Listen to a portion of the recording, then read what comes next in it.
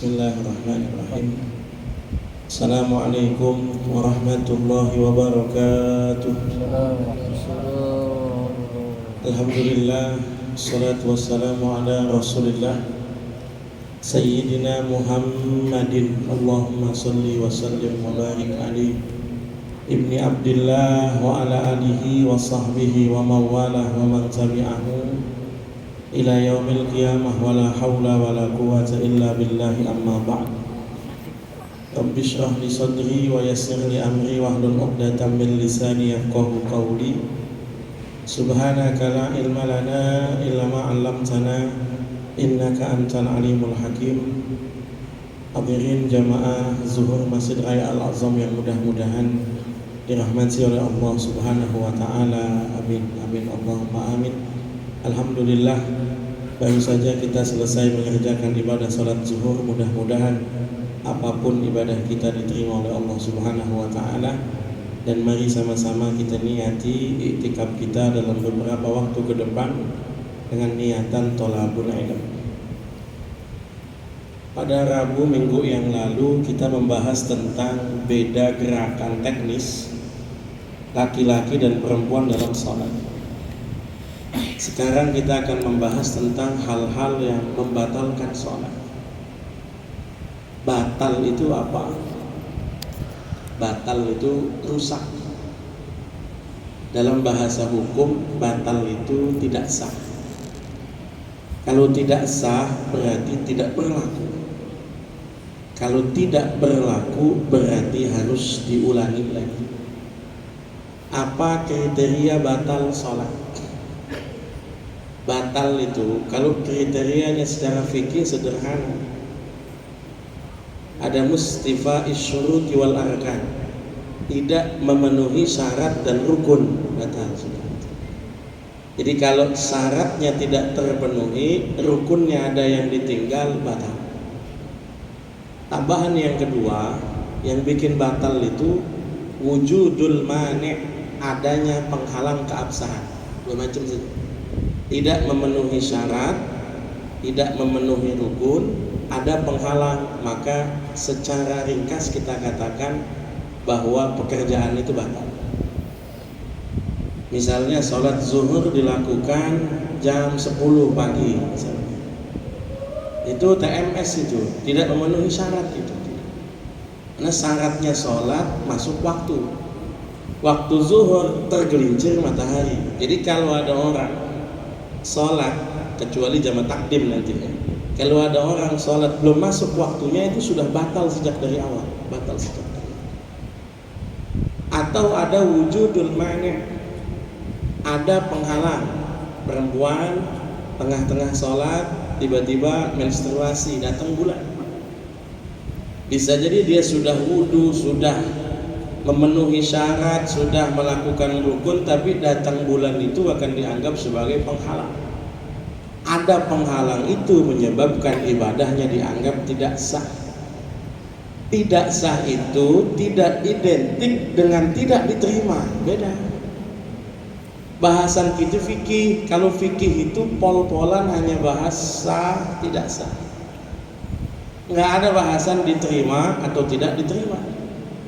Jadi jangan orang nanya, Ustaz tadi saya sholat zuhur kira-kira sholatnya diterima apa kagak? Ya kagak tahu, bukan panitia, bukan. Yang tahu itu ya panitianya. Pol-polan orang kalau sholat ditanya itu sah atau tidak sah. Tidak sah itu jangan dimaknai tidak diterima. Jangan. Ada orang sholat, ada orang sholat, misalnya imam baca lama, sholat kusuf lah anggaplah. Imam baca lama, misalnya rakaat pertama lama, rakaat kedua lama, tahiyat. Udah tinggal salam kentut. Ngomonglah dia, Ustaz rugi banget saya sholat. Apa rugi? Udah tinggal salam kentut. Ruginya di mana? Sholatnya kan batal, sholatnya batal betul, tapi ruginya di mana?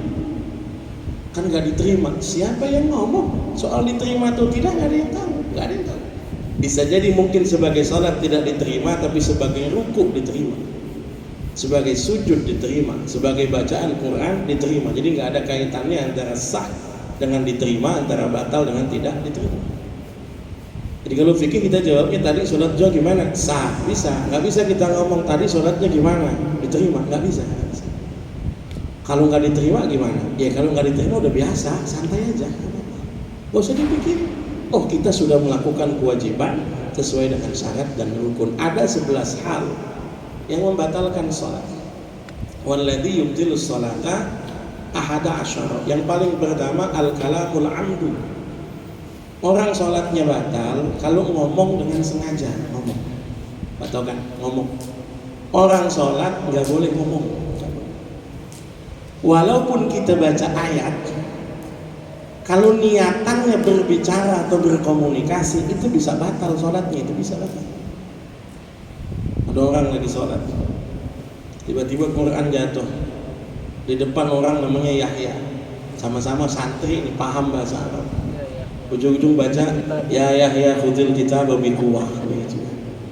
Itu dia baca ayat tuh, betul dia baca ayat, tapi motifnya bukan itu, muatannya ngasih tahu Qurannya ambil. Kita lagi sholat, ujung-ujung orang nanya, kalau kita mau ke ini kemana ya? Ujung-ujung fatihahnya dikencengin. Ihdinas siratal mustaqim, lurus berarti. Kalau diniati bukan untuk membaca, maka ini bermasalah. Maka nggak perlulah kita dalam sholat mengeraskan bacaan hanya untuk ngasih tahu manusia. Kita lagi sholat, orang namu. Orang dulu tuh kalau namu sekali ketok assalamualaikum, nggak ada yang bukain, tunggu. Ketok yang kedua assalamualaikum, nggak ada yang bukain, tunggu. Ketok yang ketiga assalamualaikum, nggak ada yang bukain, pulang. Sekarang kan orang namu kayak nagih utang, diketokin aja. Kalau belum keluar masa diketok aja begitu. Ini yang saya pahami ya, saya itu belum pernah ngelihat orang Arab namu ngetok pintu terus menghadap pintu, nggak ada. Mereka kalau namu ngetok pintu itu pasti balik badan. Terus saya bingung, ini sih pakai balik badan segala kenapa? Saya tanya, kenapa kalau bisa ngetok pintu balik badan? Bisa jadi pintu dibuka, dalam rumah masih ada pemandangan yang tidak pantas untuk dilihat. Jadi kita masih balik badan, kita baru balik badan kalau tuan rumah silakan. Kalau kadang-kadang kita buka orang masih pakai handuk, masih pakai apa begitu kan, nggak pantas untuk dilihat, nggak pantas. Kita lagi sholat nih, ujuk-ujuk kamu ngetok pintu, assalamualaikum, assalamualaikum begitu. Nggak usah ujuk-ujuk kita kencengin, sami Allahu liman hamidah, nggak usah. Itu berarti kita ngucapin tasmihnya bukan lillahi ta'ala, tapi buat manusia. Bagaimana kalau orang tua yang manggil? Kalau orang tua yang manggil, sholat kita sholat fardu lanjutin. Tapi usahakan tidak memperlama sholat. Bahkan boleh sunnah-sunnah kita skip, nggak apa-apa. Saya sholat, lagi baca Fatihah, orang tua manggil, nggak baca surat pak, ruku. Ruku pun asal aja subhanallahnya, nggak usah 3 kali mempercepat sholat. Jawab panggilan orang tua. Kalau sholatnya sholat sunnah, batalkan. Prinsip kita begitu. Jadi kalau kita sholat duha nih, sholat duha begitu. Lagi sedang sujud, lagi sedang mintanya lah begitu sama Allah. Utang lagi sedang banyaknya, kebutuhan lagi banyak, sujud sedang lamanya begitu. Itu kemudian emak panggil, batalin, jawab panggilannya emak. Belum tentu sholat kita diterima sama Allah. Kita jawab panggilan orang tua, pasti membahagiakan orang tua itu diridhoi Allah pasti. Kalau sholatnya sholat sunnah, kalau wajib ya kagak, lanjutin. Kenapa ada kata-kata berbicara yang banyak membatalkan sholat? Karena dulunya sholat boleh ngomong pak, boleh ngomong. Karena bahasanya Nabi itu as-sholatu kat tawaf, sholat tuh kayak tawaf, ngadep kiblat begitu kan, sama kata. Orang tawaf itu kan pak, ada yang 7 putaran kagak baca doa pak, ngomong aja, ada tuh. Saya pernah tawaf ketemu orang 7 putaran video call pak, 7 putaran. Halo, gua depan Ka'bah nih, lu minta doa apa? Begitu. Dia muter sambil ngomong begitu. Itu pak, mohon maaf pak, orang 12 dia telepon-teleponin semua sama dia. Sampai rapi tawafnya kata saya, tuh orang pada nitip kapan doanya dia. Gitu. Gayanya lu pengen doa apa? Padahal dia kagak doa pak, cuma ngepel doang begitu kan. Tawafnya sah. Karena tawaf itu yang penting gerakan. Sholat juga sebetulnya ucapan yang wajib cuma 4 pak. Sholat yang wajib itu ucapan hanya Fatihah, takbiratul ihram, tasyahud akhir, dan ucapan salam. Selebihnya sunnah. Makanya dulu awal Nabi hijrah ke Madinah, orang sholat ngomong itu biasa, asal udah baca Fatihah. Maghdubi alaihim waladdallin. Udah rapi belum Fatihah? Udah. Teman aja nggak kelihatan. Habis pulang kampung gua. Ada apa di sono? Biasa ada yang hajatan. Musim apa? Ngobrol aja tuh terus. Sejak ngobrol begitu tuh. Zaman dulu boleh Pak, sampai turunlah ayat hafidhu ala salawati was salatil wusta wa qumu lillahi qanitin. Baru kemudian dilarang tuh, nggak boleh ngomong, nggak boleh. Kadang-kadang orang nggak boleh ngomong pakai isyarat. Saya pernah tuh Pak, ada Pak, orang lagi sholat, saya kebetulan belum sholat, saya tepok pundaknya kan, saya tepok pundak. Nepok pundak itu sebetulnya nggak ada aturannya, nggak ada. Nepok pundak tuh kita cuma pengen ngasih tahu kalau kita jadi makmum. Kesian imamnya niat munfarid nggak dapat pahala jamaah, kita jadi makmum dapat pahala jamaah. Supaya dia bisa update niat, kita kasih tahu tuh. Nggak harus colek, kita deketin tuh imam, kita takbir di belakang dia, imam bisa merubah niat nggak apa-apa. Kita lagi sholat sendirian, orang ujuk-ujuk di samping kita, Allahu Akbar, wah jadi makmum nih, langsung imaman lillahi ta'ala. Yang paling cakep kalau nggak pengen nepok, niatnya jahar ngomong makmuman lillahi ta'ala. Jadi orang yang lagi sholat paham tuh kalau kita pengen jadi makmum. Soalnya kadang-kadang ada yang ngeprank juga Pak, kita lagi sholat nih, ujuk-ujuk kita ada orang makmum sholat di samping kita nyangka, wah kayaknya dia mau jamaah sama gua nih, begitu kan. Begitu kitanya selesai, lah dia udah kabur kagak ada. Ini berarti sholat sendiri dia tuh, begitu. Jadi nyolek itu di situ, gitu kan. Kita colek tuh Pak, orang sholat sendirian supaya diupdate niat imaman, begitu kan, kita colek. Itu pas saya colek Pak, nggak tahu siapa yang ngajarin, tangannya begini Pak. Nggak ada apa-apa kata saya. Saya terusin aja. Begitu habis sholat dia ngomong, saya tadi sholat sunnah ba'diyah. Saya bilang nggak apa-apa Pak, Bapak sholat ba'diyah, saya sholat zuhur nggak apa-apa. Tapi kan beda jenis sholat. Jenis sholat beda. Kalau gerakan sholat sama nggak apa-apa Pak. Dia sholat ba'diyah, kita sholat zuhur, gerakan sholatnya kan sama, jenis sholatnya beda nggak apa-apa. Kalau gerakan sholatnya beda nggak boleh. Dia sholat mayit, kita sholat zuhur, kagak boleh itu, karena kagak nyambung. Tapi kalau gerakan sholat masih sama nggak apa-apa, santai aja. Yang kedua, hal yang membatalkan sholat itu al-amalul katsir, gerakan yang banyak. Gerakan yang banyak tuh apa? Gerakan yang besar, patokannya besar biasanya dihitung pergelangan Pak. Kita sholat ada yang gatel, garukin nggak apa-apa Pak, asal yang gerak jari aja. Di baris sholat nih, imam misalnya lama nih baca surah, kita begini aja garuk nih sampai rapi, nggak apa-apa Pak, nggak batal, nggak masalah. Yang penting cuma ini yang gerak. Tapi kalau sampai tangannya nih ikut, nah ini batal nih, batal. Nah, ini gerakan banyak, gerakan besar. Kalau Bapak lagi sholat, HP-nya bunyi, angkat Pak, matiin. Kadang-kadang kan sering orang nggak di silent, betul. Ringtone-nya kenceng, ringtone-nya janda di kolam ikan. Orang lagi sholat jadi bingung, nerusin lagu apa nerusin ayat, begitu kan, bingung. Itu jangan pura-pura khusyuk, jangan. Zaman sekarang itu gampang, angkat HP, matiin, selesai masalah.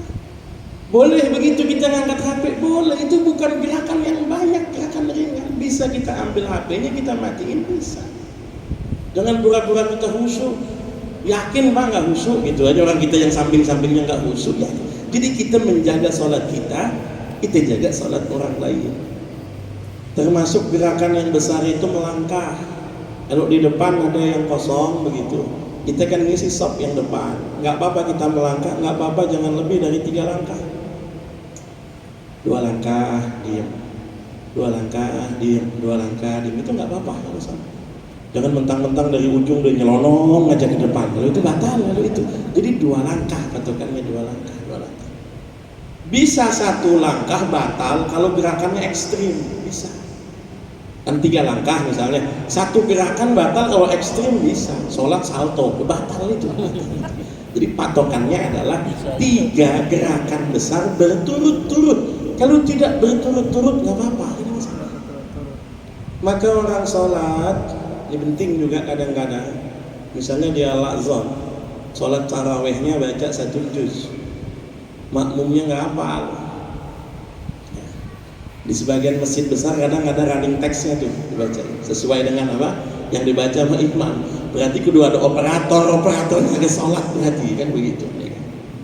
Nggak semacam itu juga nggak apa-apa. Bapak sholat yang dibaca 1 juz misalnya, kalau murotal enak Pak, cepet. Saya pernah ngalamin di Ponto Pak, di Mesir itu Pak. Itu sholat tarawih itu mujawad Pak, munagom Pak, munagom. Jadi selesai itu setengah 11, jam 11. Enak sih dengerinnya, cuma kalau kagak apal kan melongo aja Pak, melongo aja, ngapain tuh imam begitu. Bapak boleh buka HP, kemudian apa, Bapak apa namanya, simak bacaan itu, berfungsi juga kalau kemudian imam ada yang lupa, kadang kita bisa ngingetin, gak ada masalah. Tapi jangan bapaknya ikut baca, jangan, simak aja, simak ya, tapi kuotanya matiin. Jangan ntar tengah-tengah nyimak WhatsApp masuk, jangan tuh, cukup dibaca juga sama dia begitu kan. Jadi patokannya tadi ya, yang batalkan sholat gerakan banyak. Ini baru 2, insyaallah yang 9 di minggu depan. Hadanallahu wa iyyakum ajmain. Assalamualaikum warahmatullahi wabarakatuh.